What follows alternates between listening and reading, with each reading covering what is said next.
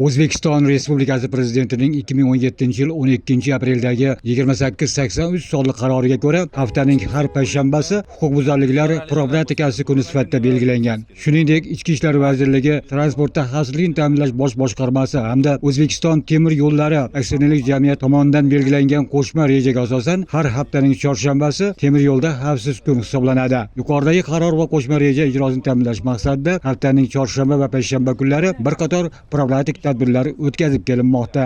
Olib borilayotgan profilaktik tadbirlar davomida temir yo'lda harakat xavfsizligini ta'minlash, fuqarolarning temir yo'lning belgilanmagan joylardan o'tishlari, temir yo'l yaqinida chorva hayvonlarini boqishlari, voyaga yetmagan farzandlarini temir yo'l yaqinida nazoratsiz qoldirishlari oqibatida sodir etilayotgan baxtsiz hodisalarning oldini olish borasida fuqarolar bilan tushuntirish, targ'ibot ishlari olib borilyapti. Joriy yilning o'tgan 7 oy davomida Farg'ona viloyati hududidan o'tgan temir yo'l yaqinlarida joylashgan mahalla fuqarolar yig'inlarida 410 marotaba, umumiy o'rta ta'lim maktablarida 321 marotaba hamda korxona va tashkilotlarda 312 marotaba profilaktik davra suhbatlari o'tkazildi. Olib borilayotgan yuqoridagi tadbirlarning mantiqiy davomi sifatida Furqat temir yo'l bekatida tashkillanib, bunda temir yo'l kesishmalarida xizmat olib boradigan kesishma navbatchilari ishtirok etishdi. Tadbirda Farg'ona viloyati transportda xavfsizlikni ta'minlash boshqarmasi boshliq o'rinbosari podpolkovnik Muzaffarjon Salimov, boshqarma profilaktika inspektorlari hamda Bag'dod tumani yo'l harakati xavfsizlik boshqarmasi xodimlari tomonidan temir yo'l kesishmalarida sodir etilishi mumkin bo'lgan yo'l transport hodisalarini oldini olish borasida tushuntirish ishlari o'tkazildi.